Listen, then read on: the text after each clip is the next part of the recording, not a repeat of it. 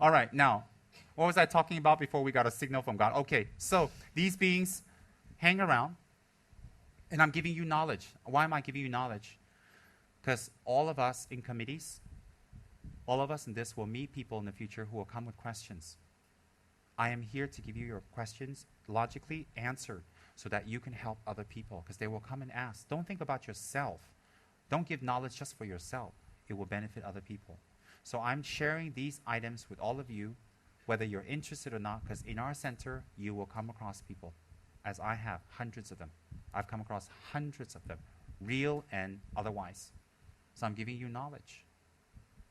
I'm giving you knowledge, not made up.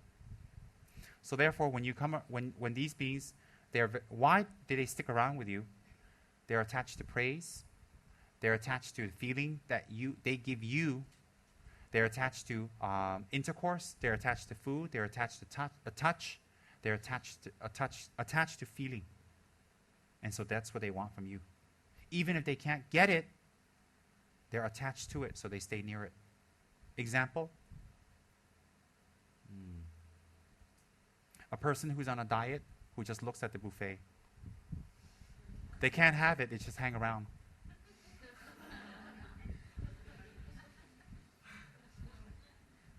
And when you're eating, they go.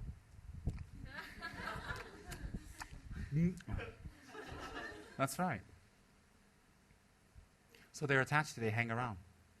You think, what's the point? What is the point? Exactly, what is the point? And so, similarly, when we invoke upon them in any way, when we invoke upon them, they will come. And they will come forth. Some of us are more sensitive. I met genuine people who are more sensitive. And those more sensitive people will be affected by them much, much more. Much, much more. So therefore, when we open the doorway for something holy and enlightened, they feel very uncomfortable, they feel threatened. And right now, the negative beings will have more influence upon us than the enlightened beings, or normal beings, not negative. Normal beings will have more influence upon us than the enlightened beings due to habituation. Due to habituation. Example, if our parents teaches us not to do this, this, and this, and this, it's very hard to follow. We try. But when we go to school and somebody bad says, hey, why don't we have a drink? Let's have a ciggy bud. Forget about it. We're stressed out. It's very easy to do. Why? They give us instant gratification. Instant. So these supernatural beings give us instant gratification, so we think. And they nurture us, they take care of us, they give us instant. So after a while, we become hooked. After a while, whether they do things or not for us, it doesn't matter. And sometimes they're very, very interesting because they can disturb people around us. Definitely they can disturb. No one who's ever propitiated a Buddha received harm or went crazy. No one who's ever propitiated a Buddha went unhappy or had doubts. Even a fierce Buddha whose countenance looks like a demon. Even a fierce Buddha whose countenance looks like a demon. Vajrayogini looks like a Pantianak. But no one ever received negative harm or bad feeling from them. And the more they perpetuate these wrathful beings, their anger becomes less. That's why they have anger. Wrathful deities have wrathful countenance in order to absorb our wrath. The more we focus on a fierce Buddha, our anger gets more and more absorbed completely. Why? The anger is directed at ourselves, not at others anymore. So the wrathful deities, the wrathful countenance-looking beings, they're in a wrathful form to absorb our anger and the results of our anger, which has the same appearance as a wrathful deity to other beings that we harm. Very, very important. So therefore, for most people, when they begin, peaceful-looking deities are more easier. Why? They're attracted to form. They're attracted to a smile. They're attracted to white. They're attracted to white as in what? White as in soft. They're afraid of the red, the green. They're afraid of the black. They're afraid of the brown. They're afraid of that. Why? Because to them, they have an archetype in their mind. Gentle, flowing, easy, and that means good. That's wrong. That's why in Tibetan form, you have wrathful deities. Yellow, green, black, blue, red, because they connote the different emotions in our body. They connote. And they transform the different emotions in our body. So therefore, when we do Lama Tsongkhapa's Guru Yoga, And we do it with the awareness and the concentration that I just explained to all of you. I just explained. Together with visualization and with confidence and faith, you open another doorway. And that doorway is twofold. A, it connects you with a real enlightened being who abides, resides, and comes from compassion. Skillful means an omniscient wisdom. That's one. Two, by invoking on such a being with that type of portfolio, you open up the same potential within you. So when you invoke that being, you're invoking the same being within you coming out by their blessings. So when we do Lama Tsongkhapa's Guru Yoga or any Buddha's prayers or recitation or perpetuation, we are opening the channel to compassion, omniscient wisdom, all-pervasive wisdom, and skillful means. Having wisdom and knowing how to talk doesn't mean you know how to talk the way people like. You can talk the way people don't like because you don't have skillful means. Skillful means embodied by Vajrapani is very powerful, and that's within the triad of blessings we receive from Lama Tsongkhapa, is skillful talk. Those who practice Lama Tsongkhapa very well, you'll see they have very good speech. They know how to talk. They can say all types of things that does not offend, yet it would be offensive. It is the power of speech. Skillful speech. Why? Skillful speech derives from compassion. Why does it derive from compassion? It's only through speech we can pour knowledge into another person. There's no other way. So the more skillful our speech, the better our speech. The more our speech can penetrate, the more we can pour into another person's being. The more we want to pour in comes from compassion because we wish to help. So developing good speech is Dharma practice. Developing clear speech is Dharma practice. Developing speech where people don't go, what, huh, what, huh, is Dharma practice. Why is it Dharma practice? Why would you want to torture someone with your speech when it can be used as an instrument to benefit? So therefore,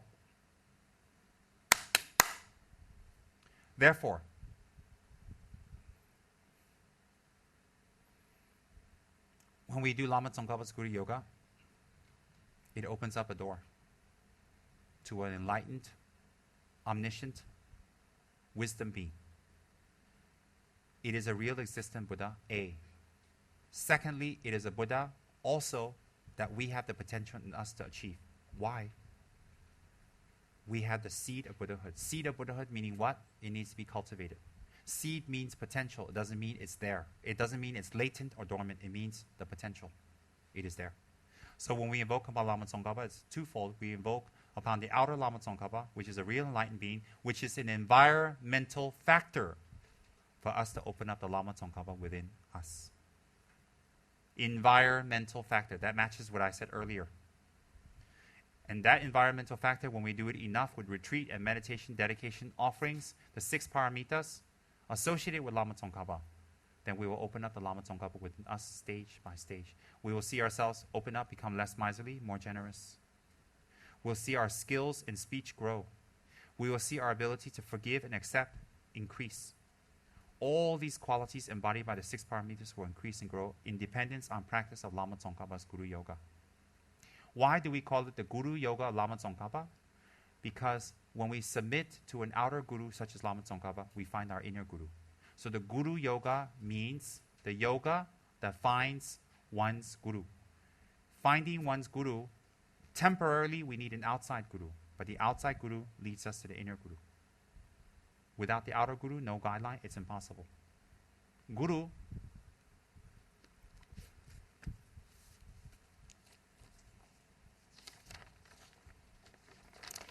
Guru comes from the combination of 2 Sanskrit words. One is guna, G-U-N-A, meaning good qualities.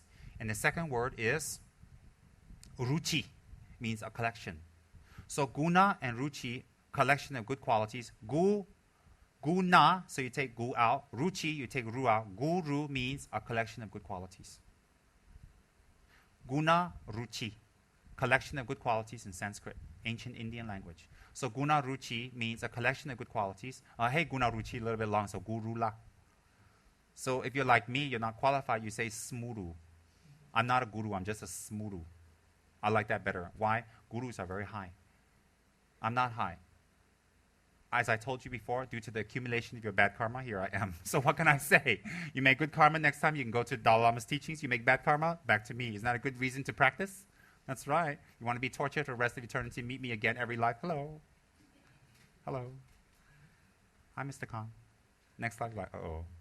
Is that crazy Lama from Tibet again? Is he going to make me buy another statue? I just want to tell you, Tsongkhapa is a little too small. Should be a little bit bigger. Big. Yeah, not upgrade. When you feed your kids, they grow what? Every day you offer things and your Tsongkhapa no grow, something wrong with your food. So you better get a bigger one, you know. That's right. Donate the small one to me because my house is small. So, Guna Ruchi is a collection of good qualities. And it refers to a person who teaches the Dharma should be a collection of good qualities.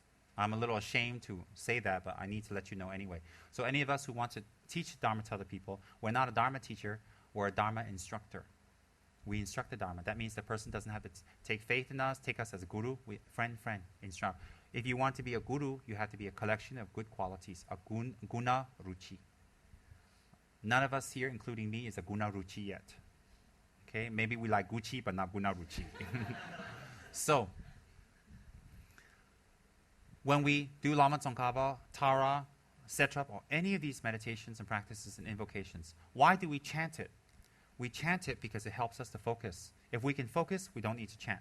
But at our level, it's better to chant it so we make sure we don't miss. Something we miss in meditation, we cover by chanting.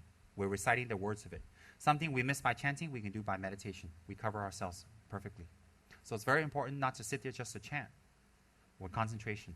So therefore, the motivation we should do Lama Tsongkhapa is chanting. Before Dharma teachings, if we want to open up something special, we want to go on a long journey, we want to do something extraordinary, we need something to dedicate that day, or simply we wake up early in the morning, or we wake up in the morning, okay? We wake up in the afternoon or evening, whatever time you freaks wake up. Because I'm up around 3, 4 a.m. Ready to go to sleep. But anyways, whatever time you wake up, to set your whole mood for the day, to set your whole energy for the day, to open the door for that day so you go through the right door. There are a lot of doors. You don't want to go through the wrong door, and on the other side, who do you see? Who do you see? You see Pauline cackling away about the casino. Oh, wrong door closed. Then you open another door. Who do you see there? Mr. Ngao trying on hair. Oh, does that fit? Oh, I'm going to change the hair jokes. That's getting a little old. You see Mr. Ngao at the gym wearing really, really tight spandex pants.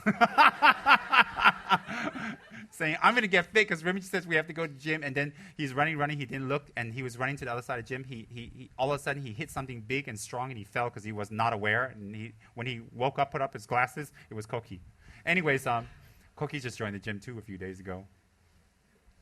How interesting. Can you see Koki in the treadmill? First time after 10 minutes, the treadmill blows up. Not my fault. You should have gotten more people-proof.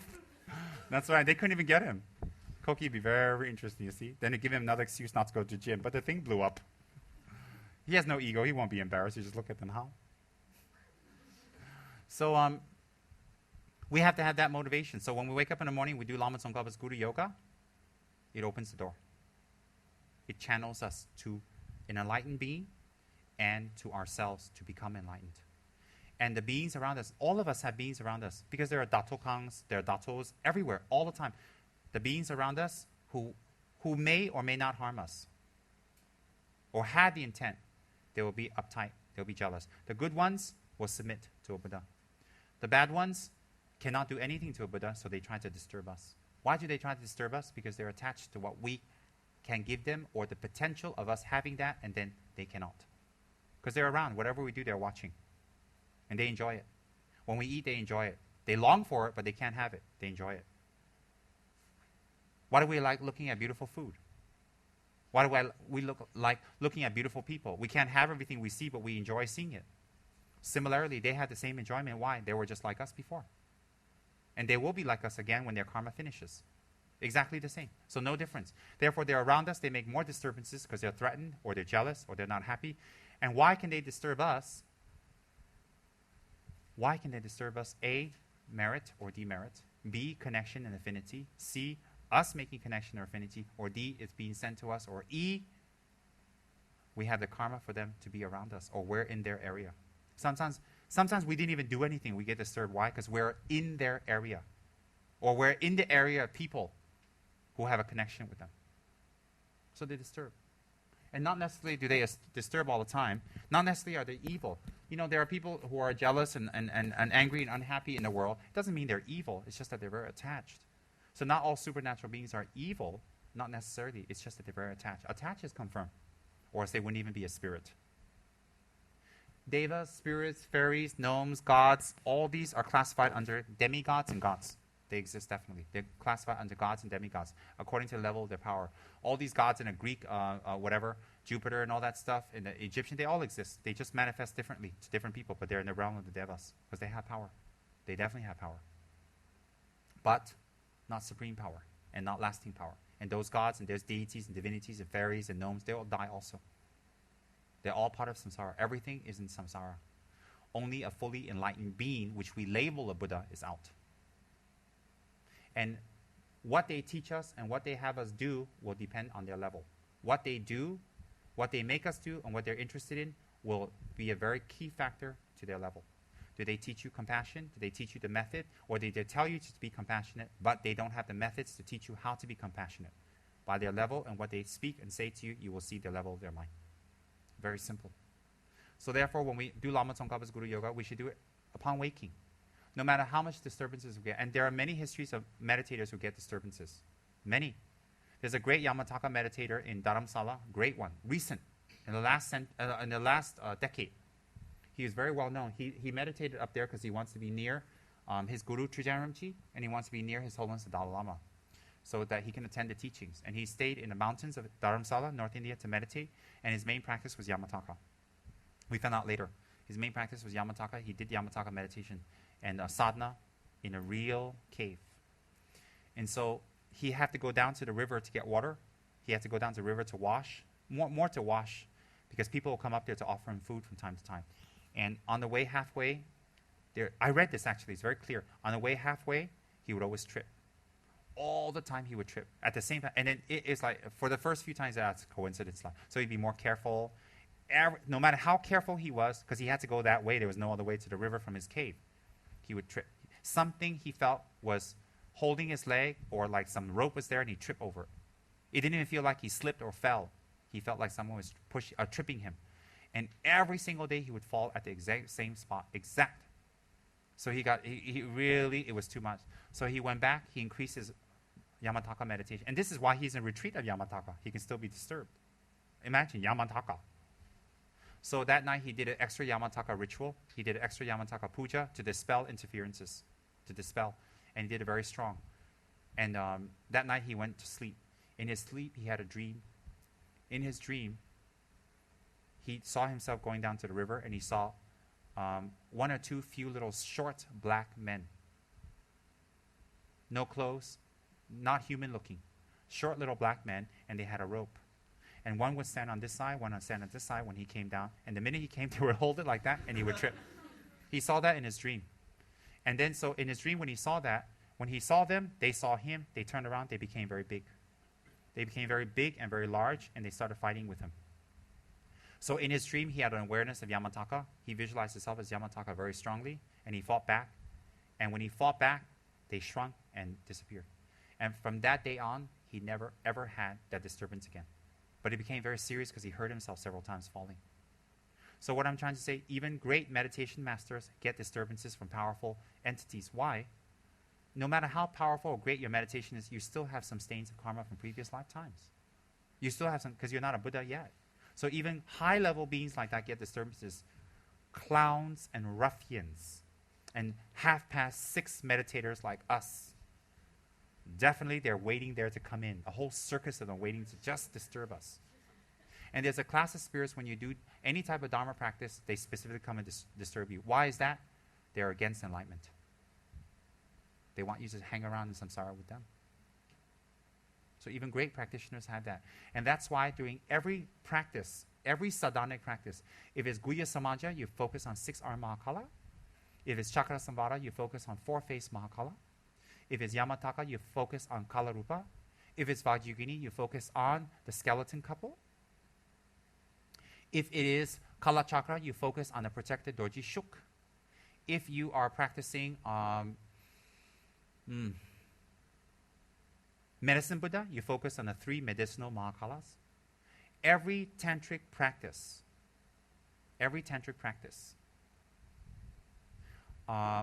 Kala chakra, for example, is Dorji Shuk, or you translate as Vajra Vega. This protector looks exactly like Kala chakra, but without consort, but in a form of a fierce deity. Many arms, 3 colors, will be white, red, and blue. His name is Vajra Vega in Sanskrit. Very fierce Kala chakra tantra protector. So in short, it's Dorji Shuk or Vajra Vega, or 4-face Mahakala for Chakra Samvara. In any case, each tantra has that. Why? At the conclusion of your sadhana, you have to do a protector practice. So at the conclusion of Vajrayanis, you have to do a torma offering to the skeleton couple. Why? They protect you while you're on the path to enlightenment. It is normal. So if we do any type of meditations, any type of practices, if we feel disturbed, we feel like giving up, we feel like it's wrong, we have doubts, it's disturbances immediately. So for people who engage in meditations and practices, it's very, very important to have a Dharma protector practice. The Lama gives you the knowledge, the blessings. The Yidam gives you the attainments. And the protector gives you the protection. That's exactly what Ganden Rinpoche said in his video. I'm quoting directly from this great master. So, all of us, it's very important to have a Dharma protector. Why? It doesn't take away all our problems, but it makes it less, and it helps us to solve it even better. So if we're engaged in any type of meditation, especially in forest or any tradition, it's very important to have protector practices. Very, very important. Why? Disturbances become more. Give you an example. If you want to do business, you have more enemies. If you don't want to do business, you sit on the streets and do nothing and drink beer. No one bothers you. Simple. When you're trying to achieve something, there's more disturbances. It's natural.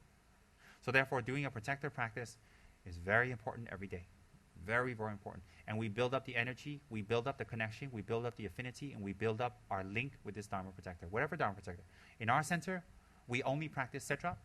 In our center, we only do Setra. We don't practice, we don't engage in other protectors. Why? Too many confuses people. Too many is not necessary. One covers it all. Why do I pick Setra? Because he is the protective deity of Ganden Shatse Monastery, where I come from. So if he's good enough for Lama Tsongkhapa's monastery, for Lama Tsongkhapa's disciples, for the last 600 years, it's going to be good enough for us. More than good enough. So I dare not pick a special one for everybody. That's different from Ganden. Why? I dare not pick a different one from Ganden, for the reason is I'm not qualified to make up my own. I only give you what comes from Ganden. So for our center, openly and publicly, we only do Setra practice. We only encourage Setra practice. And we only publicly give Setra practice. Only. Nothing else is more than enough. If we focus all the energies on that, and Ganden focuses energy on that, it's very powerful. Very, very powerful. Anything else we do not publicly encourage. Anything else we do not publicly encourage, or nothing. What you see in the center for the public is what you get. What we put in the center that we like is what we like. That is for the public. That's for the public. On your own, if you want to practice 62 protectors, up to you. You want to do 62 torma, 62 rituals, 62 pujas every night, up to you. You want to do 15, up to you. So you finish blah, blah, blah, blah, blah, blah, blah, blah, blah. By the time you finish tomorrow, I got to start again, blah, blah, blah, blah, up to you. But publicly, one. Our center, one. And our center only promotes one. The one that is perfect, free of fault, without any danger, that is enlightened, that is Amitabha. Perfect. For the Chinese, they love Amitabha. Why? You're very connected to Amitabha. For the Indians, they love it because it's the name after Amitabh Bachchan. Just kidding. Amitabh Bachchan is named after him. Oh, the Nepalese like him, like Setra too, because it's Amitabh Bachchan. A major Bollywood superstar, major, for the last 3 decades, major, big one. India, if you say, you know Amitabh, they say maybe. You say Amitabh Bachchan, they say, I know. So, tall, good-looking guy, very, very superstar. Anyways, that's what we do in our center. On our own, that's our wish. I can't stop anybody or not stop anybody. And some of us have affinities to other things. That's on our own. But publicly, openly at our center, what we encourage is the same practices in Ganden. Ganden can never, ever be wrong. Never. Tsem Rinpoche can be wrong. Ganden cannot be wrong because it's filled with masters and erudite scholars for the last 600 years.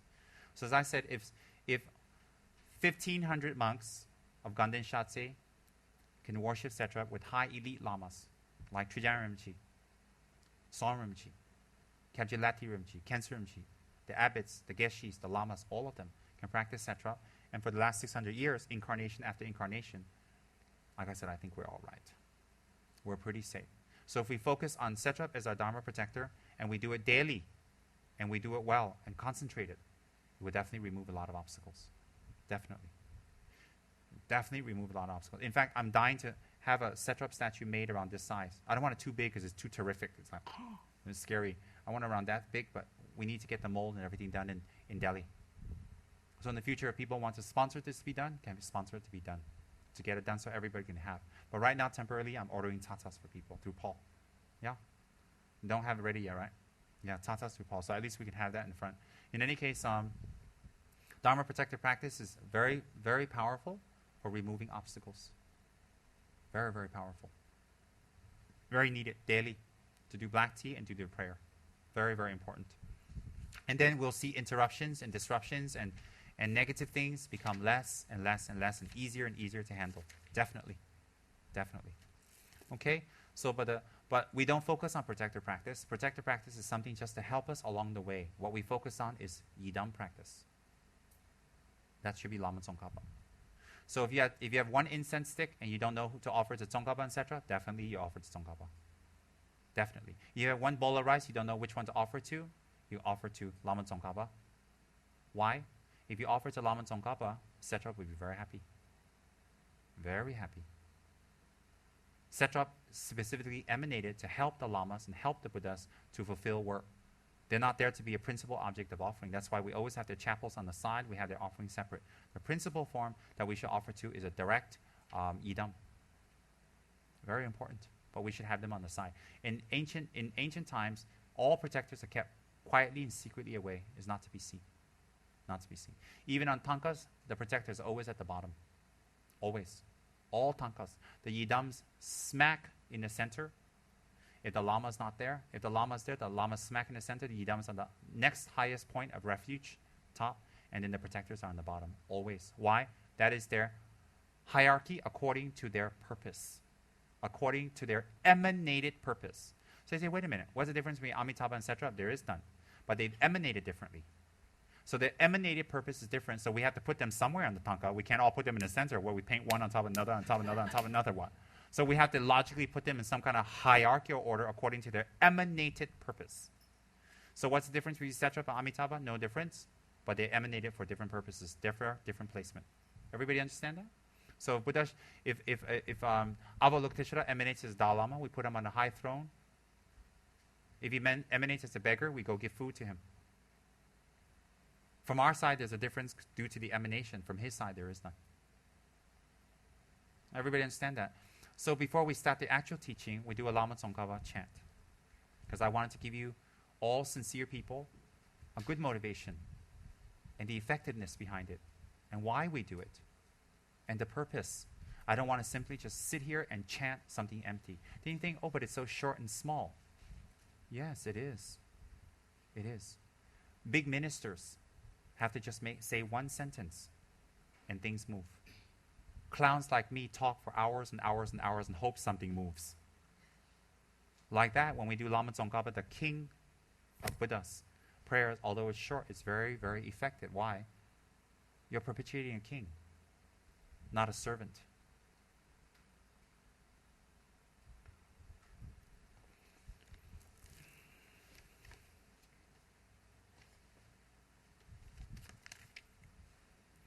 In order to remove obstacles and open up good predispositions we have from previous times, we invoke upon the power of the three Bodhisattvas in the form of Lama Tsongkhapa for compassion, wisdom, and skillful means. Kunjo sumla kyabzu ji sinjen tangje dage janju ne la goba gi janju sene yang dage. Kunjo sumla kyabzu ji sinjen tangje dage janju ne la go para gi janju sen ne yang da gi gongjo sum la kyab zu ji sem jin chang ji da gi zhu janju ne la go para gi janju sen ne yang da gi chang ji du ni sa ji da sen ma la so me ba da la de da nie be du ye ran xin jiang bo ni ge qi la da mi ye chun be ze ngo su shang da yi ge zhu gun zang jun jian la na me nam kian gyam gun gyam gyu ra ji gan de ngla ji ngu ji du ga ne ra ga shu za bun jin chun jin chun ji jie bo gun jin lo zang zha se dang jie ba ne de xie zu so. So on the brilliant white cloud like yogurt like brilliant white cloud sits Lama Tsongkhapa, the all-knowing king of Dharma, with his two spiritual sons, Kedru Rinpoche and Gyatso Rinpoche. This cloud extends back to a fine line to the heart of Lord Maitreya, who resides in Gandhin, joyous abode heaven. My Lord is smiling and very happy, wearing a golden yellow pendant hat with beautiful countenance and peaceful smile, his hands in a Dhammachakra mudra, signifying that he is going to teach us the Dharma, which is the sole source of liberating all beings from samsara. He wears the 3 robes of a fully ordained monk, symbolizing we should hold our 3 vows, 3 sets of vows. He sits in the meditative posture, representing only by contemplation and meditation can we achieve full enlightenment. In his right hand, he holds a stem of a lotus. On top of that rests Manjushri's wisdom sword, representing he has penetrative insight in the realization of shunyata. In his left hand, he holds a lotus of a petal that opens up at the level of his ear, which has the Prajna Paramita texts. He is no other than Lord Manjushri. The lotus represents he is no other than Avalokiteshvara. And his beautiful hands in the form of a Dhammachakra mudra represents he is no other than Vajrapani, which by skillful means imparts the Dharma. He has 1 face and 2 arms, radiant, not flat like a picture, and not hard like a statue, but radiant and alive and breathing, smiling and very happy. He accepts us as we are and who we are, and he accepts us as we are, who we are, meaning he will work with us as we are to improve, to become a spiritual being. When Lama Tsongkhapa is in our presence, other beings cower away, other beings go away, other beings are frightened away, not because Lama Tsongkhapa is fierce, but by his compassion, by his love, by his great countenance. I take refuge in these 3 qualities of compassion, a great wisdom, and skillful means represented by Lama Tsongkhapa. I take refuge in nothing but a Buddha. I take faith in nothing but a Buddha. Dunje naga sinde bede zen jezen lama jebe zungkara jen dalo debe sona shinjo tu tenpa genje ganja ju so. O Venerable Gurus, Lama Tsongkhapa and 2 spiritual sons, with white smiles of delight, you're seated on a lion throne, lotus and moon in a space before me. I request you to remain for 100 aeons in order to spread the teachings and to be a supreme field of merit for my mind's faith. By requesting you to remain as a supreme field of merit, I create the causes for me to receive teachings from qualified teachers, qualified lineage, and qualified practice. So by requesting you, I receive the blessings and plant the imprints that I may receive the Dharma teachings without obstacles, without problems, without any type of obstacles. Shiji chungun jawe lo dun dun gasen na we jinje le shin song jabe beje pa me zebe gun dun dun jabe dun dun la cha ce.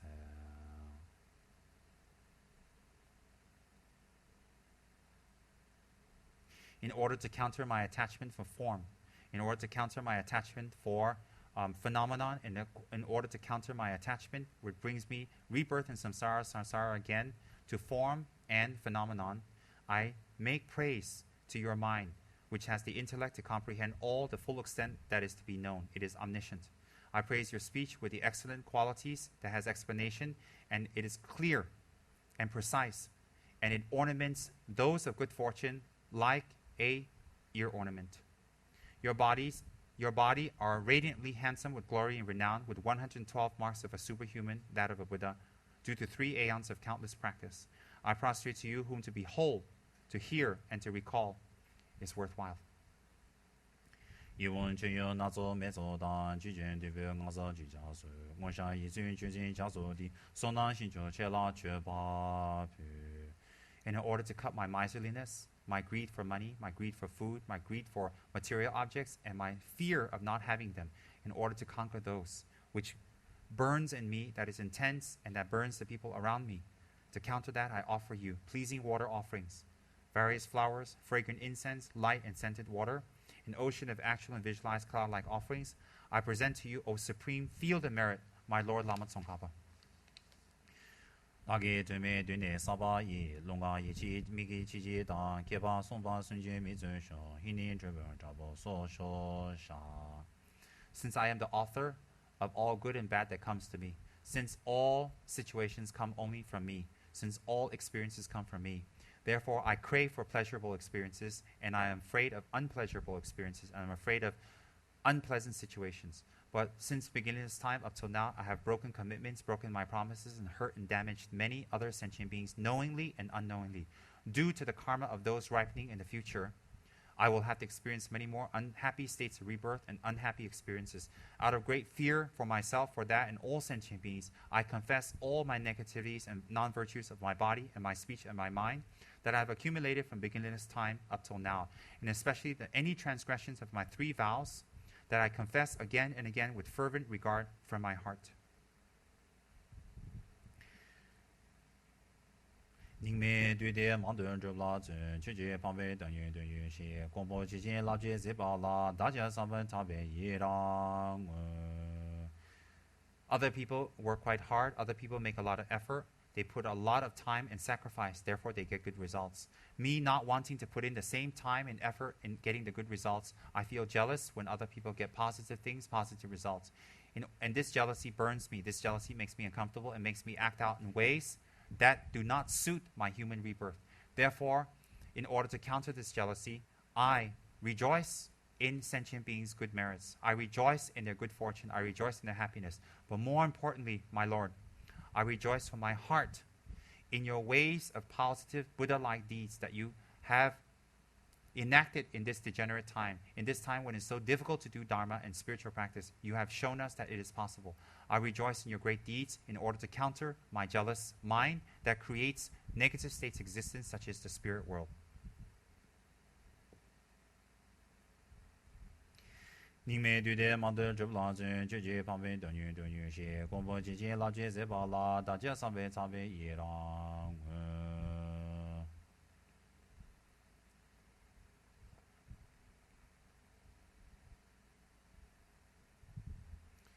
May I always have the karma to hear the holy Dharma.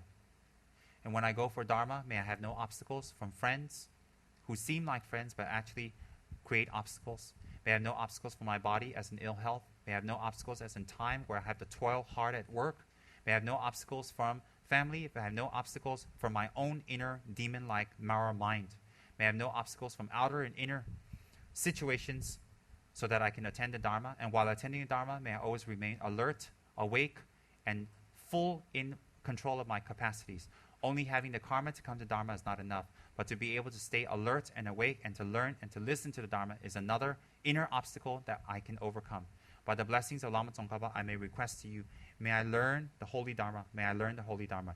Jezon Lama Dhamma Chinangi, Chugu Kangla Chinjin Shijene, Chiza Zambe Dujin Simala, Sabji Jugi Chata Atu So. O holy and venerable Lama, from the clouds of compassion that forms in the skies of your Dharmakaya wisdom, O Lama Tsongkhapa, please release a rain of vast and profound Dharma, precisely in accordance with the needs of those to be trained. Having done wonderful deeds, having put so much effort toward my practice, donations, help, and learning, and time, that I have done so much, in a moment of great anger that is fueled by my habituations and fueled by my self-clinging and cherishing mind, that I cannot control my anger, I burn up my merits. When I burn up my merits, nothing is left but my demerits, and those will ripen very quickly. In order to preserve my merits and to purify my demerits, I rejoice and I dedicate my merits. When I dedicate it to the most supreme, the supreme of the supreme, the most supreme of the supreme, which is enlightenment, bodhicitta, those merits will never be burned until they open and ripen to what they were dedicated for. Therefore, I dedicate them for full enlightenment, for your Dharma teachings to shine forever, for your Dharma teachings to shine forever. Dagi jini sabi gevang di chandan zhuwa kunla gambang da jeba jesong lo zang zhaba yi dabi himbo rin de sa shi shu. I dedicate whatever virtues I have ever collected for the benefit of all teachings and all sentient beings, and in particular for the essential teachings of the Venerable Losang Chakpa, to shine forever. And in order to make all my wishes that I have dedicated just now, and all the focus and all the prayers I have done come true, I need a vast collection of merits. Therefore, I offer Mount Meru, the 4 continents, all the beautiful things, all samsara, all the 3 realms, the form, formless, and desire realms. I offer all beautiful objects, all the gold, all the restaurants, all the food, all the clothes, all the environments, all the animals, all the people. I offer the sun and the moon, the stars, the universe. I offer everything in the universe and cosmos to you, my Lord, without attachment, without any type of regret.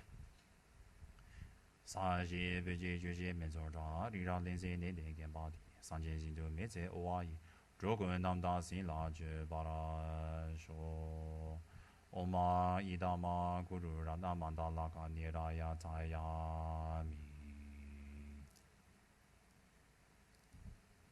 Mingme zeve jejin jene zi Jeme genwe ombo jambe yang Devo ma yun jomze sanwe da Kanjin gebe sujin zonga ba Losan jabe shabla sowan Mingme zeve jejin jene zi Jeme genwe ombo jambe yang Devo ma yun jomze sanwe da Kanjin gebe sujin zonga ba Losan jabe shabla sowan de Mingme zeve jejin jene zi Jeme genwe ombo jambe yang Devo ma yun jomze sanwe da Kanjin gebe sujin zonga ba Losan jabe shabla sowan de Bianden sanwe lama rinpoche Dakin dinga peme denjo la Karin jemo korin jisun de Kuzun dugin orjun zao de so. The 2 spiritual suns dissolve into Lama Tsongkhapa. Lama Tsongkhapa's throne, lotus, sun, and moon disc dissolve into Lama Tsongkhapa. Lama Tsongkhapa himself dissolves into a small size being, that of a thumb. Bianden sanwe lama rinpoche Dakin dinga peme denjo la Karin jemo korin jisun de Chodan dumong orjun zao de so. Then Lama Tsongkhapa, due to our beseeching and requesting him to enter our minds and bless our bodies, turns around and faces the same direction as us and lands gently, a light on the crown of our heads, smiling and very full of light and bright, golden and protective. Bianden sanwe lama rinpoche Dakin niga peme denjo la Karin jemo korin jisun de Janju nipo badu ten bara shu. My Lord, Guru, and Master, who is a Buddha, who is my Guru, who is my protector, I take refuge in Lama Tsongkhapa, who are all 3. Please enter my mind and join with me and stay with me life after life and life after life. May I never be separated from you ever in life after life. Just like in this life I have found you again. How rare that is, how precious. And in future lives may I never be separated from you, your tradition, your practice, and what I have continued and what I have studied in this life. May not lose any of what I have attained in this life. Please meld together with my mind. Having said that, Lama Tsongkhapa, being a fully enlightened being, very happily, very gently dissolves to our central channel and enters the lotus at our hearts. And the lotus closes, symbolizing he has become one. The lotus is our mind, full of light and bright and clear, not hard. And do not focus the mind at the heart area, just think that it is there. Lama Tsongkhapa becomes one from the top of the lotus where the petals have closed. A stream of cloud goes through our central channel, leaves to the crown of our head, and directly connects back to Lord Maitreya's heart, giving us a connection always to Lord Maitreya. Whatever we do during the day and the night is always being watched by Lord Maitreya. That symbolizes our outer connection to take rebirth into Shita or Ganden heaven, or to create a Ganden heaven wherever we are. And the inner meaning is that we're connected to our real inner nature, compassion, which is embodied by Matre or Maitreya Buddha, inner compassion and love.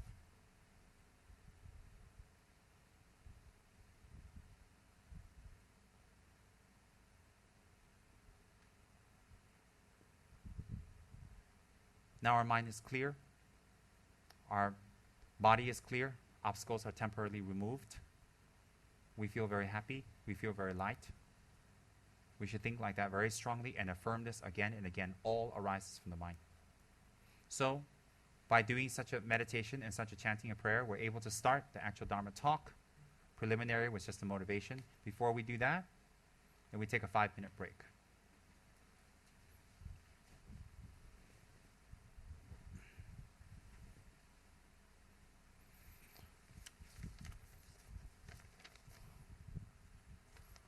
Okay, we are gathered here for these few days to talk about our Dharma Center, the purpose of Dharma Center, the relationship between Dharma Centers plural, and our active roles, and to improve, and questions.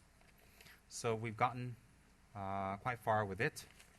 And the other things I want to talk about related to Dharma Center is pretty much what I talked about yesterday, but more extensions of that. And some of it may sound quite political, but I don't believe it's political because I'm not speaking about it with a political motive. So therefore, since my speech may sound political, it's not motivated by politics. Therefore, I don't constitute it as I'm using Dharma to talk about politics. Definitely not. So my whole intention is that because we're in the human realm, we live with humans, we are with each other, invariably human politics arise due to the different dispositions that people have. So rather than always suppress or keep quiet or not talk about it, it would be better to talk about it. It would be better to make understanding so that the center can grow. As I said yesterday, I gave extensive talks yesterday that we're not in a place where the mass consciousness for a long time is Buddhist in thought. So therefore, since the mass consciousness is not Buddhist in thought, it's very hard to come from a Buddhist type of thinking, although we're in Buddhism. So therefore, it would be better if we talk about it and create this kind of consciousness, at least among ourselves, so that things in the future in Dharma work and practices and benefiting others will be more effective. We want to be efficient, we want to be beneficial, and we want to make the center run. And this applies for every center in the world. And the only way we can do that is to understand the phenomenon of Dharma centers and the functions of Dharma centers and the people in it and what we're supposed to do. And that's the purpose of these talks. And also, people often have a lot of questions regarding their spiritual teachers. What is a spiritual teacher? And how we're supposed to act and react to and fro with a spiritual teacher. So I'm going to talk about that also. In any case, today's talks the first one finishes at 6, and then I've requested to start at 8, and till when we finish tonight. So we'll start off at 8 after we finish. So after this, you have 2 hours to get your meal or do whatever you want to do, and then we commence. Okay? And we'll start off at 8. I think everybody's aware of that tonight. Again, after we break. And I think we'll do tomorrow also. I think we'll do tomorrow also because we have this great chance now, and we're on the roll, and we can learn, and I can put this all into one packaged talk that will help a lot of people. So yesterday and today is about the Dharma centers, and hopefully tonight we can start on the Guru part. The Guru part is related to the center, so there won't be as much as the center, so I think we'll get into one package. Then when, if and when this comes out in a book, then I hope that it will benefit a lot of Dharma centers, because it's things that all Dharma centers go through around the world, and maybe sometimes they don't have people to refer to, or they don't know how to deal with it, and everybody wants to deal with it and improve and become better, or what they have that's good, make it even better. So I think that I hope that all this will benefit many people around the world in different Dharma centers, and people who are doing Dharma centers, because Dharma center phenomenon will not decrease, it will only increase. So that's very important. And yesterday, where we left off at was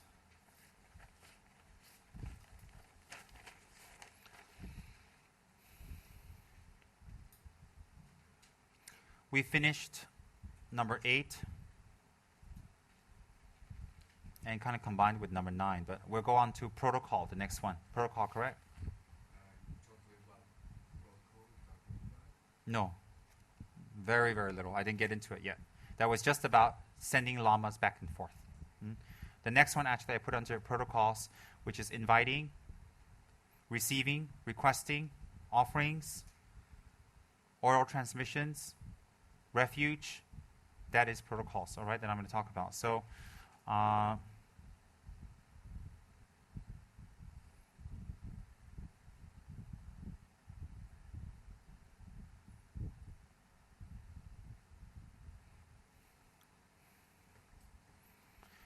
the single most important activity in any Dharma center, in my opinion, and I think we can logically sound it out. In my opinion, the single most important activity in any Dharma center is to learn and the teachings. The single most important Dharma activity in any Dharma center should be giving teachings and receiving teachings. The single most important. So therefore, all focus and concentration should be made upon receiving teachings and getting teachings. That's the most important. Why is that? Traditionally, in Buddhist countries, in Buddhist areas, traditionally, the teachings are not really available for lay people.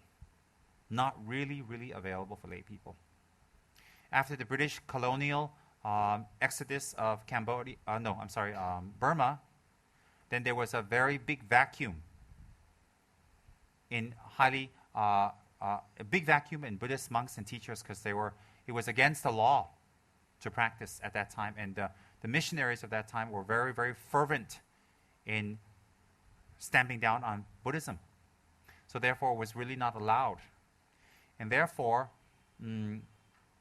what happens was a lot of lay teachers manifested who wanted the Dharma and wanted teachings, and they couldn't find monks or qualified monks or available monks because it was very difficult at that time. So therefore, a phenomenon of lay teachers appeared in Burma, which they wore white, and they gave teachings to the crowd, but they didn't treat them as gurus or divine masters, but more as Dharma instructors. And this phenomenon really didn't take off in other countries, because where other countries where Buddhism was quite strong, there was a strong force of the Sangha. For example, in China before, it's very rare or very unheard of to have lay people teach Dharma. Very rare. In Tibetan tradition, it's mostly by the ordained members or by ngakpas or lay practitioners or by lineage. So therefore, it was very, very rare that was done by lay people. And at the same time, it is even more rare that these institutions catered to the laity or to lay people. Because it is assumed that lay people mind will not be focused. It is assumed that lay people will not create the time or make the time. And it is assumed that lay people will not practice or meditate or focus on the practice afterwards. So it was more kind of a waste of time to teach lay people. Why? Very rare do they advance in their spiritual practice because they're very, very caught up in their worldly affairs. And it was more towards the monks and the nuns, because those are people who specifically shaved and gave up worldly existence in order to concentrate on Dharma. So in Tibet, whether that opinion is correct or not is different. I'm giving you the background behind it. It's not a point of debate which is correct or not. Obviously, these days, it's different. So that's how it was in Tibet, where masters and teachers, very rare. You would have lay people study an ongoing course to master and do practice. Very rare. Happens. On special occasions, such as His Holiness Kajip Pabongka Rinpoche in Tibet, who was very erudite and a great master, many, many people travel for months to attend teachings that he gave in Lhasa. Many, many people. And lay people and ministers and all that all attended. And a lot of times, the lay people who attended would catch bits and pieces. Because when it got a little too deep, because they don't have philosophical grounding, it's very difficult for them to absorb. And a lot of the lay people, the ordinary ones, were illiterate. For them to grasp beyond the benefits of Omani Peme Hom or basic Dharma was already very hard, so even more it was harder. But when we go to other countries that are not mass Buddhist conscious, then the majority of the people receiving Dharma teachings are lay people. Very few monks and nuns. Why? Because mass consciousness of Buddhism is not here. Because it is not here, taking ordination is not encouraged. Taking ordination, in fact, is looked down upon. Taking ordination is, in fact, if you've been a loser or you can't make it in life, then you become ordained. But that's not the intention of the Buddha. That's not the intention of Buddha for you to become ordained to be a parasite of society. The intention for Buddha for you to become ordained is to focus your mind solely on liberation, so that begging food, living in simple quarters, and not having attachments becomes a tool for you to become advanced in your practice, not something for you to lay back on to have an easy life. So in Tibet, there were people who took ordination due to economic reasons, or parents who sent their kids for ordination due to economic reasons. And there are some people who grow up in the monasteries who are there strictly for economic reasons, and is not there for practice or higher practice. That is definitely so. People are people. But the higher percentage of people in the monasteries who are attained is much more than outside. Because why? Simply because it's more available and more easier. And even someone who goes there for economic reasons, after a thorough study of the Dharma, their minds can change and transform. Their minds can become better, can become influenced.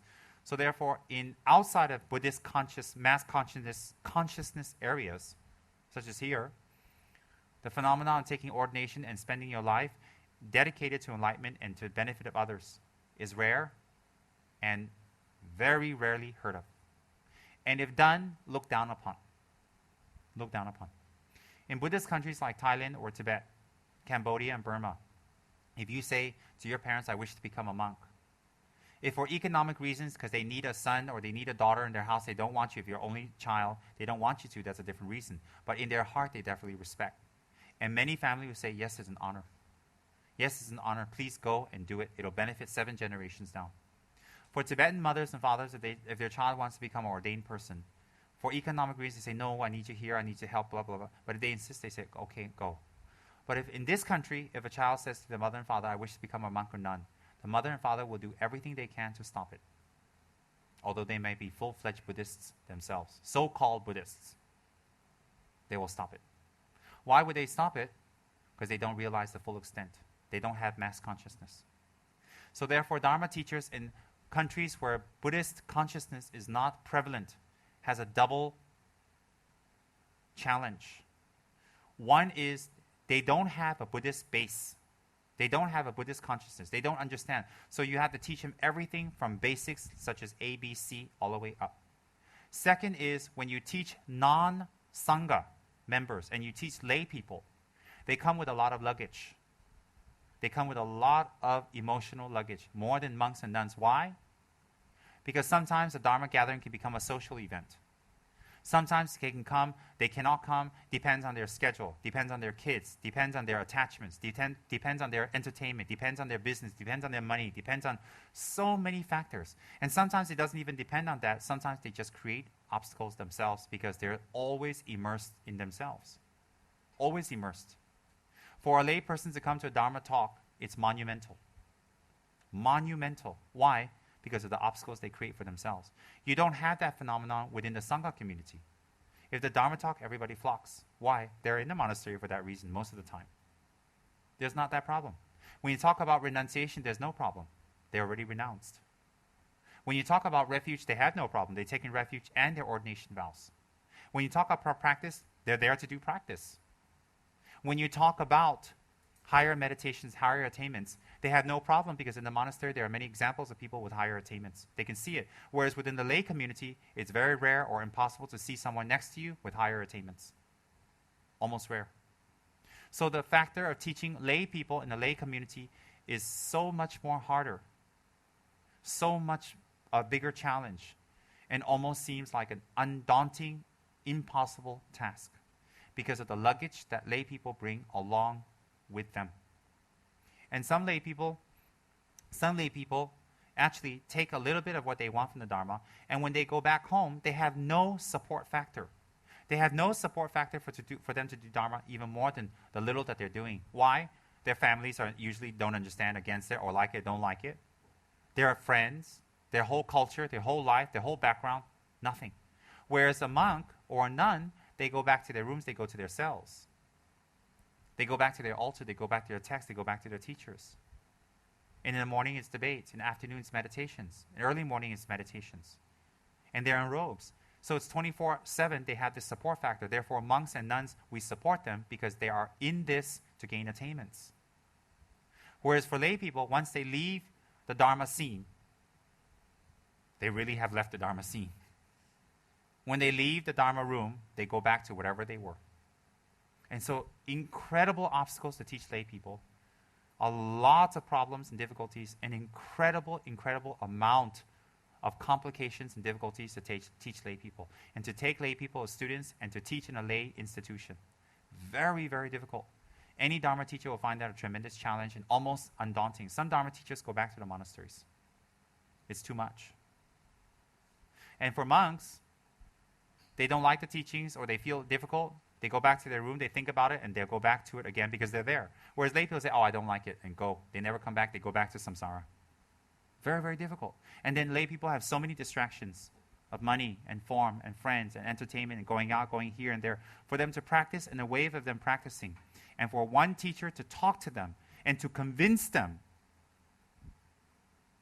is a dramatic, incredible challenge. Incredible. Sometimes the challenge for Dharma teachers is insurmountable. Insurmountable.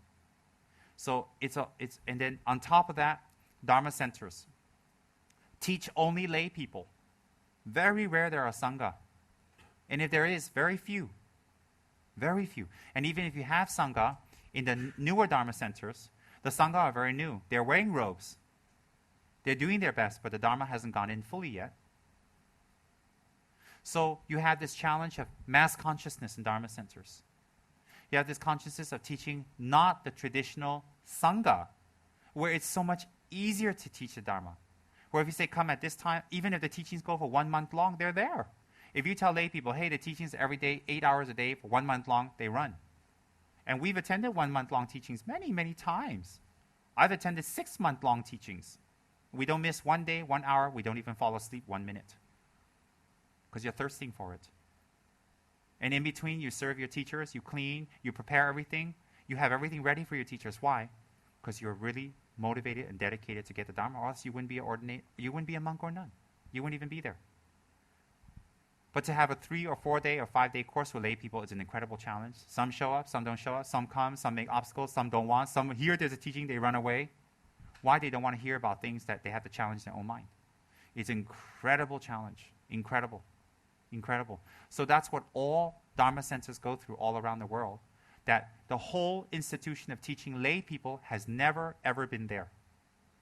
Never, except for pockets here and there. Prevalently, none.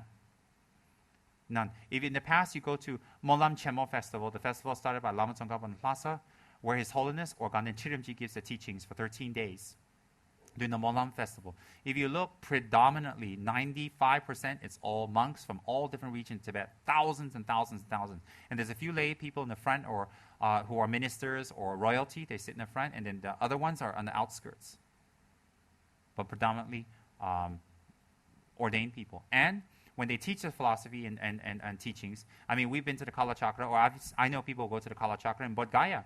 When His Holiness, the Dalai Lama, is giving a discourse, prior, in between, and after the Kala Chakra, we see Tibetan lay people on the outskirts of the Kala Chakra attending the teachings with the microphones there, because there's so many, I mean, you have 40, 50,000 people having tea, taking a nap, talking, listening to the news.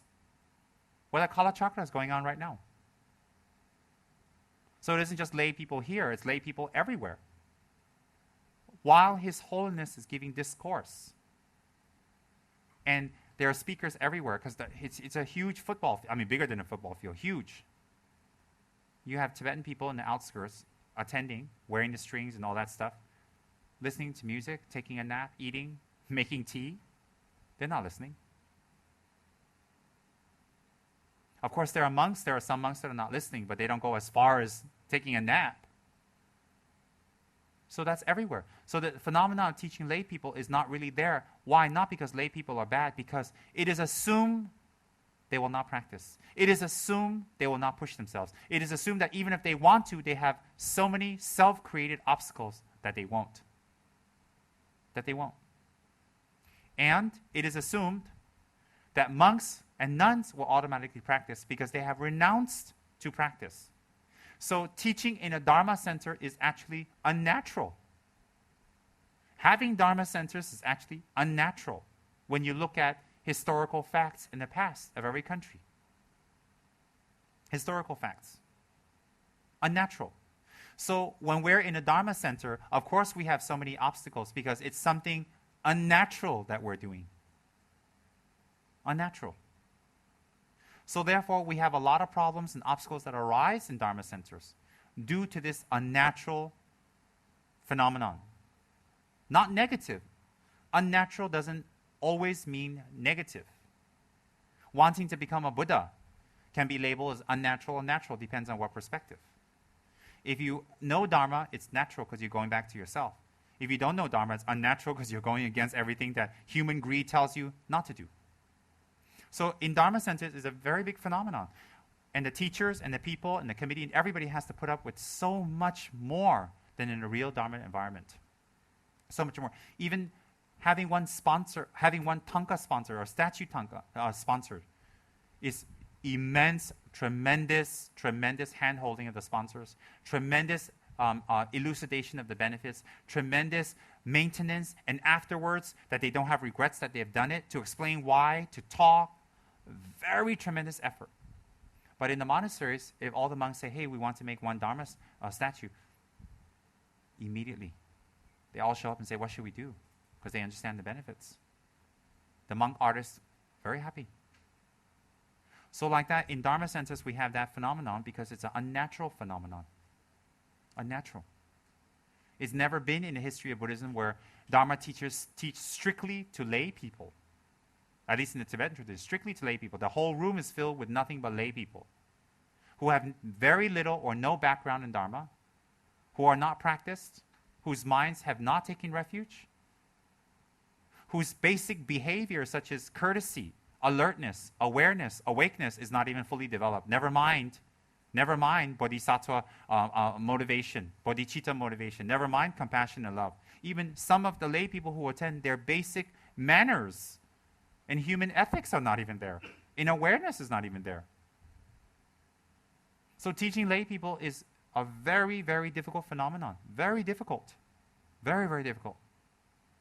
And that's part of the reason Dharma centers have problems. Raising funds, having people abide by rules, making rules that usually was originally for monastics, not for lay people, such as talk, such as Sunday teachings, such as meditation or teaching sessions. That's why you have so many lay people who pretend, or some pretend, to be in Dharma even after 10, 15, 20 years, yet find it very difficult to even attend talk. Whereas in a monastery, there's no problem at all. Every 2 weeks, attend talk, no problem at all. Nobody would ever think about missing it because they know they know the benefits of their commitments and then unity in the monastery. Everybody's established. Whereas here, it's almost a begging, please, let me alter all the rules so you can come game. And even when you alter all the rules and you make exceptions, they still make a lot of noise and say, I got to work, I've got to do this, I've got to do all kinds of excuses, which actually can be manipulated around if they really wanted to. So teaching lay people is so difficult. And when they get home, even when they want to meditate, and even when they want to practice, with screaming kids, screaming husbands, screaming wives, wives that said, don't, you're a freak, husbands that tell you you're a cultist, then you got to hide your practice. You got to not show it all the way. Why? You have all these obstacles as lay people. So for teachers of lay people, it is tremendously difficult. Tremendously is nothing like teaching monks. Nothing. The challenge is great, almost to the point of impossibility. And lay people wanting to practice Dharma is extremely hard. Why? You haven't reached even that level, even to take refuge. And even to take refuge, it becomes an issue. Have you taken refuge? Oh, what's refuge? Whereas with monks, you don't need to talk about all that. Nothing. So we have to realize that it is an unusual phenomenon in Dharma centers, and that's part of the reason for conflicts and problems and difficulties. I'm not criticizing lay people. I'm telling you the facts and where problems do arise. And that's the truth. So therefore, now we have the phenomenon of Dharma centers all over the world. Why do lay people now want to learn? Why? Because lay people in the past were different than lay people now. Lay people in the past, very rarely do the normal populace have a full education. Very rarely do the populace have literate abilities. They can read and write and they can think. They mostly worked in the fields, herd animals, and take care of their family. So even if they attended Dharma discourses, they couldn't read the texts. And Buddhism is a simple, simplistic religion. Just accept Buddha and everything's fine and you can do what you want and you're free. It's not so simplistic. It's complex because it counters our complex mind. So therefore, when you're illiterate, you can't read, you haven't put your mind towards study, and you have one of these animal herders attend teachings, of course they fall asleep. Why? Their mind is not intellectually alert because they're not used to learning. They're not used to learning. And so therefore, now there's a phenomenon of lay people learning more. Why? Because they are educated. They are exposed. They can read. They're literate. They can write. And what happens is that when they are literate, they can write, they can read, they say, wait a minute. I want more. It isn't just about money and looks and fun and food and shelter. It's more than that. I want more. I know there's more. Why am I sad? Why am I unhappy? In the past, lay people didn't get sad. They didn't get unhappy because they were too busy trying to survive. They were too busy taking care of the animals and worrying about the weather and worrying about bandits. They were too busy surviving. They were really surviving. Tibetans really were surviving because their land is harsh. Now, when people say survive, it's just an idiom. It's just something to dramatize and over-dramatize that we're lazy. I'm busy. It's just an over-dramatization of laziness. Pure and simple. What are we doing now to survive? In a great country like Malaysia, everybody survives quite well, if you want to. If you want to. So therefore, teaching in Dharma centers now is mostly lay people. Why is that? A, lay people do not have enough grounding to develop renunciation to become ordained. And they don't have enough detachment because of their deep attachment. They don't allow their kids to become ordained. They feel that when their kids get ordained, it destroys their future. But that shows you their ignorance. Their pure ignorance. Pure and simple. So, the lay people themselves are not monks and not nuns. They don't take ordination, but they still suffer the same human problems as ordained people. And they want to find a solution. And because they have the education and the literacy to find a solution, they're looking for a solution. And hence, the Dharma centers are filled if there's a teacher. And hence, the lay people take off time from work, take off time from family, sneak away, get away, or make arrangements to be at Dharma talks. Because they are literate and educated enough now to know there is more than just milking the cow, making another baby, and making sure my kid grows up to be a great farmer. There's much more. So the phenomenon of lay people learning is much more, and education will remain the same and probably improve. Therefore, this phenomenon of Dharma centers with lay people in it is going to grow more and more and more. That's why what I'm talking about and what we want to put in writing is essential and extremely beneficial for many people around the world. To understand this phenomenon, to understand where the problems come from, that the problems are not inherently bad. Just because you're lay people and you're not monks, and then problems arise because you don't have a firm grounding in Buddhism, doesn't mean you're inherently bad. It is a situational obstacle. It's an environmental obstacle. It's not an inherently bad. Inherent means something that is naturally bad. It is not. So when we understand the difference between Dharma teachers teaching lay people and Sangha and Dharma centers, now we understand, oh yeah, that's true. A lot of things open up. So when people around the world read this and they listen to this, they go, yeah, that makes sense. Makes a lot of sense. It wasn't for lay people. A lot of the problems we experience in centers doesn't happen in the monasteries. Very basic things like taking refuge doesn't happen. Holding refuge vows doesn't happen. I mean, the monks I've met, they have no problems holding your refuge vows and their vows. Hi, Khensa Rinpoche, did you break your refuge vow? Yeah, I did again this morning. I don't think so. Your Holiness, Lati Rinpoche, did you break your refuge vow again? I slipped again today. Oh. You don't hear that. But you go to lay people and they tell you all the time. In fact, it becomes something to talk about during tea and going out and having a drink. Oh, I broke my refuge vow again. How do I purify love? It becomes almost like a running joke. It's not like that in the monasteries. If we break one of our vows, it's very serious. Why is it serious? Because we make it serious because we take our practice serious. We make it serious. Serious not as in depression. Oh, I'm such a bad person. I broke my vow again. I'm so bad. I'm evil. I knew it. I don't deserve this. And we go into this whole depressive, put myself, escapist attitude. Put yourself down is another escapist attitude. Monks don't do that. Mostly monks don't do that. They don't go, oh, I'm such bad. They go, oh, I slipped. I'm going to go for confessions. They don't go into this poor me and put myself down. And some people use that as an escape. Well, since I broke my vow, I don't have to join anymore. See you later. Back to samsara. And you go, what? I've heard people say that to me. I've heard people say, well, I broke my soul commitment, so I don't have to go anymore. And I'm like, so if you missed lunch yesterday, you don't have to eat lunch ever again for the rest of your life, huh? It's ridiculous. It's just another escapist attitude because they're very lazy and they want to do other things. Why do they want to do other things? I'm sorry, this is the truth, because they could care less about other people. They have no compassion. We practice Dharma out of compassion. So if we don't care about others, we won't practice Dharma, we won't be committed to Dharma. So we break our vows, we break our commitments, we can't do the practice, we can meditate sometimes, we can do our sadhana, we forget to do our sadhana. Why? We don't care.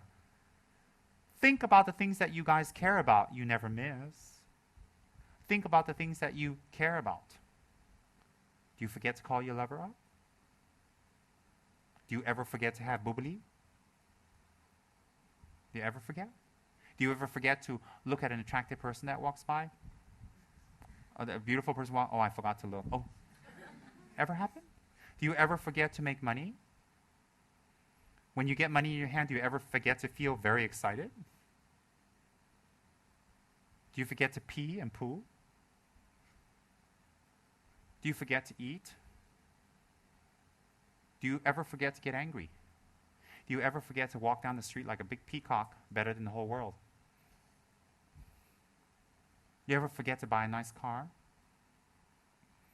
You ever forget to have a great house and decorate it up very nice? I mean, my life's job and purpose is decorate up my house beautifully. So if I decorate my house beautifully, I'm happy, the whole world happy, everything's happy. I came to this earth to decorate my house.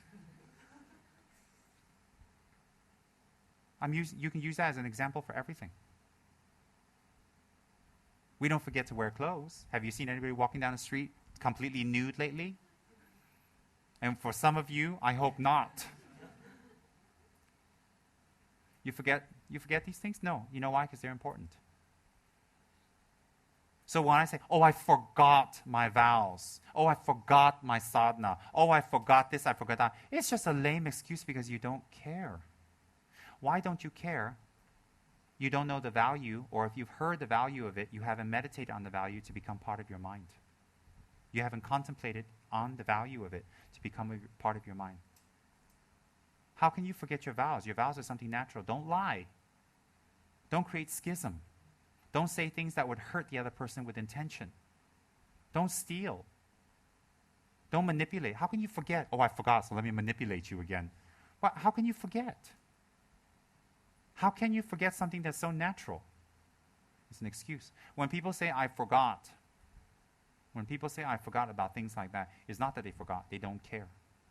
So people who have an attitude that they don't care, if they don't care, many other things in their life will go wrong. Why? The attitude precedes the action. The attitude is pervasive. Everything. So if they dress, they don't dress well, they're not clean. If they wash, they're not really washed well. If they drive, they're danger prone. If they drive, they're always accident prone. If they're having bubbly with their lover, they fall asleep in between. They forgot. They don't care. What's my point? If you care, you won't forget. If you don't care, you forget. How will you forget? Because you don't realize the value of it. Because you don't realize the value of it, why don't you realize the value of it? Because you haven't contemplated on anything but yourself. And you're used to that. So that's why you forget. That's why you need people to chase you. That's why you need people to remind you. That's why if you're given something and someone doesn't put barriers or laws or rules on you, you will do it. If they're not looking, you're going to do it. Or if they're not looking, you're not going to do it. Why? Because you don't care. Why don't you care? You don't know the value. Why don't you know the value? Very simple. You haven't contemplated on the value. It's a statement, not criticism. It's all interlinked. And you don't focus on the value of it because you don't care. It's like a vicious cycle. And that mind that does not care, that mind that doesn't want to care or make itself care, is the mind that creates the actions that make you stay in samsara, your personal samsara, and samsara again and again and again. And the vicious cycle never ends. Never. It all starts from yourself. So in Dharma centers, when it's predominantly lay people, you have this challenge to overcome. And then it's lay people from a different culture, it's another whole new challenge. It's a double challenge. Why? A simple thing like offering a kata. Why? Why? Why should I offer a kata? Why should I pay 5 ringgit for that kata? Why? A simple thing like offering kata, they don't understand, they don't want to participate, and they question, and they want a 3-hour explanation offering kata. Save your kata! Very simple. Why should we offer kata? It's not that culture. That's right, you shouldn't, but to receive Dharma, we need to make merit. In order to make merit, we need to offer something up. To offer something up, we create the merit so we can receive the Dharma. That's why we offer kata. So then say, what's merit? Why create merit? I got merit what? Really, another 3-hour explanation of why you make merit so they can buy a kata so they can offer it to you. And after they offer it to you, you put it back on their head, God forbid. Why put it on my head? Why? I already offered to you what? I want to make merit. You give back no merit what? Very simple thing like that. Explanation upon explanation upon explanation upon. It's non-stop.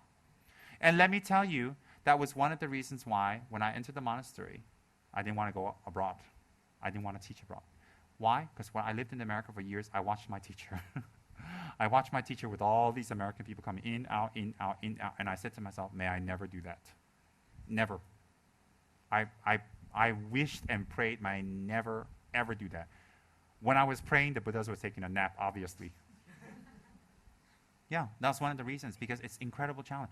I'm not saying you're negative. I'm not saying this is bad. I'm telling you the facts. That's how it is. It's not good or bad. Have compassion for your Dharma teacher. Think what your Dharma teacher goes through. And then after he explains things to you for 6 hours, then once you leave the room all happy and floating on a cloud with a halo, the next clown walks in, why do I need to offer a kata? And the teacher's like, and the kata teaches, and after about 300 students, the teacher teaches you a new technique. Wound the kata around your neck and hang it from the fan, the ceiling fan, and jump off the chair. That's why we have a kata, and you'll be enlightened. And when they're just about to jump, you go, okay, don't, I was just kidding. And then if you have a bunch of lay people who are smart, educated, and they're alert, and they care, they will explain to the other people why we use a kata. Not sit there with their thumb in their mouth, waiting for Rinpoche to explain again.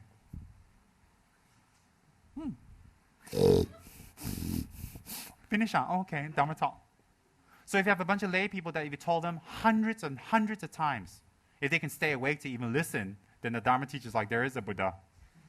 Okay, if you have a bunch of lay people who have explained things over and over hundreds of times, they know, and they've been in Dharma for 5 years, 3 years, 2 years, 1 year, 6 years, and they know, and they still sit there and go, but I don't understand. You can't imagine. If the Dharma teacher can visualize Yamataka and his whole mandala, think of the imagination they have to do what they want to do to that person. Trust me. Oh yes, and then so if you have a bunch of lay people lay there and don't do anything, don't think, don't push. In life, they've renounced life because their mama takes care of them or something like that, and they have had an easy life. They've totally renounced. I'm not attached to work. I'm not attached to clothes. I'm not attached to car. I'm not at all. I'm not attached at all. You're like, of course you're not attached. Mama's attached and gives it all to you. She's attached to you. Oh yeah, I guess I am attached. So there's the whole phenomenon of non-attached lay people. We can write a whole new Lamrim book. We won't call that Lamrim. We'll call that unattached rim for lay people. There's this phenomenon, of all these lay people who are living with their mamas and papas till they're 40, they're 50, they're 60. They're not attached. They're not attached at all because mama takes care of everything. So when they have this attitude, no offense, when they come to Dharma teachings, they also have this flippant type of attitude. What's that attitude? They don't push themselves.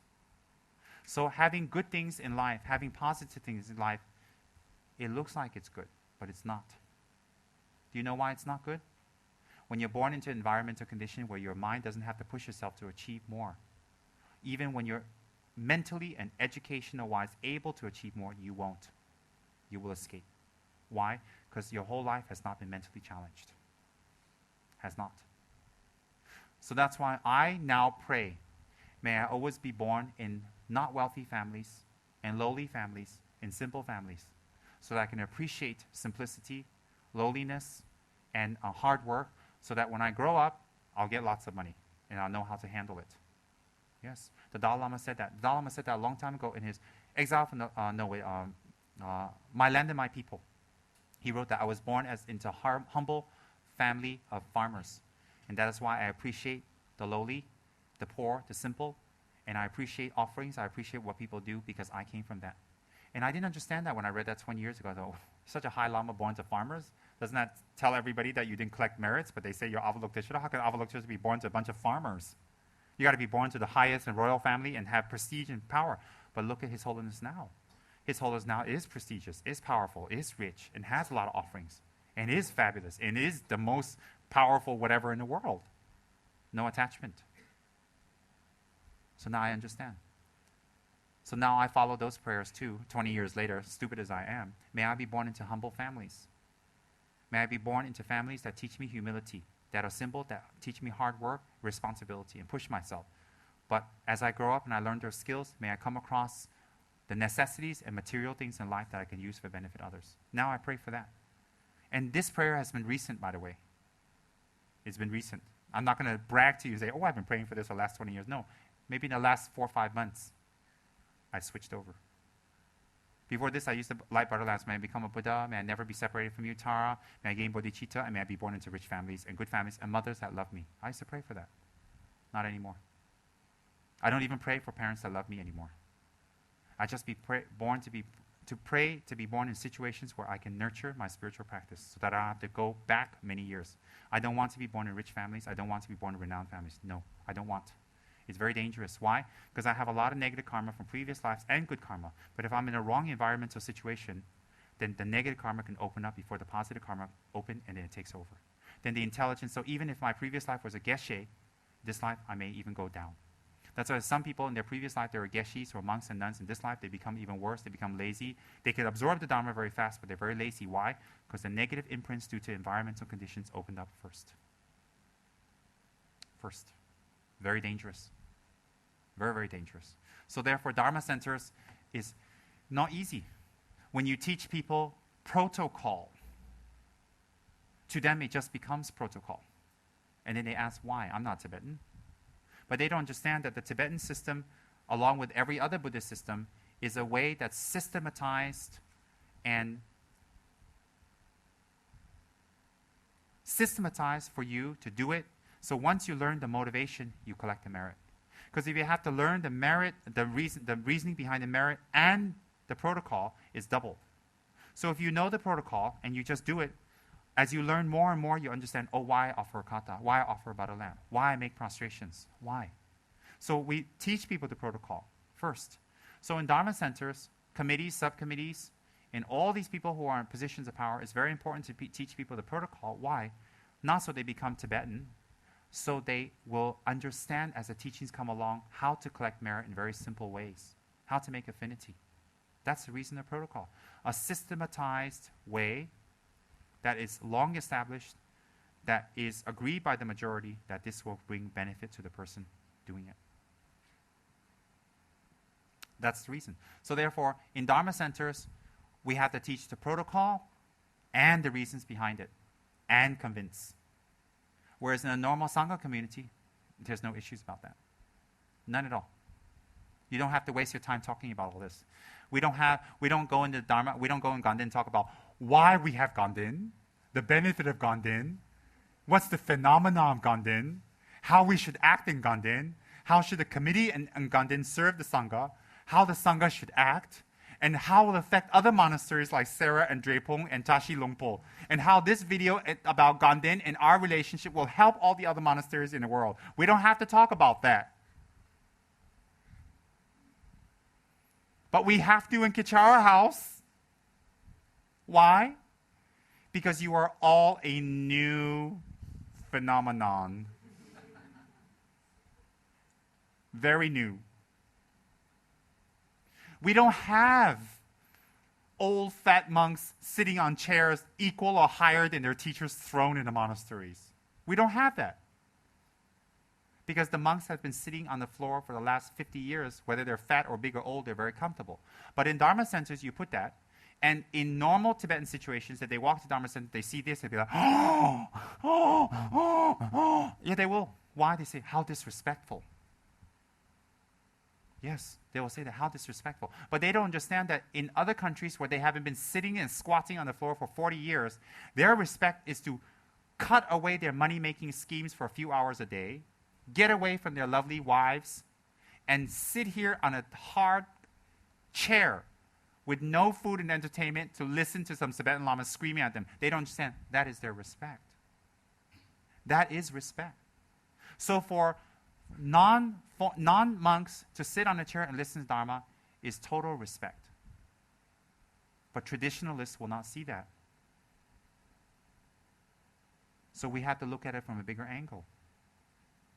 Bigger angle. In Tibet, if I'm giving a Dharma talk or any Lama's giving a Dharma talk, we have Miss Pauline sitting over there with her sweatshirt on, smiling away, giggling about casinos. On a chair, they'll be like, oh, evil, bad woman, bad, stone her. How dare she, no respect. But they don't understand. Tibet is a land of polar bears. So if you ran around in a t-shirt, by the end of the talk, you'd be an ice cube. Here it's hot. For her to wear a comfortable cotton shirt is respect. Why? So she can be comfortable and listen and focus on the Dharma. That's the new phenomenon. So when we talk about this, it applies to every culture around the world where in Dharma centers we have this difference. And from this difference, sometimes confusion arises. So we need to clear it. Why do we need to clear it? Whether you're sitting on the floor or not, whether you're a monk or nun, you all want to be happy. And you all want to learn the Dharma. And the Buddha taught the Dharma not just for the monks. The Buddha taught the Dharma for all sentient beings. So therefore, the Dharma teachers accept the challenge to teach in a non-Sangha community, in a non-traditional culture, in a culture different than their own. They take on that challenge, the triple challenge, to teach and explain. And in Tibet, to call up your teacher because you're unhappy with and say, I'm going to wallop you or beat you up, I'm going to get you, unheard of. But in other countries, if you have a student not happy with the teacher, they will call you up and they will say that. And they will threaten their teachers. They will. Unheard of. You know what, Lati Rimchi? I don't like the fact you told me that I need to practice more giving because I'm miserly. I'm going to get you. I'm going to get rid of your passport. I'm going to get you. I'm going to report you to immigration. I'm going to make sure you can't go anywhere or show your face, old man. Imagine we go that. That's what happens in other countries with Dharma teachers. That's what happens.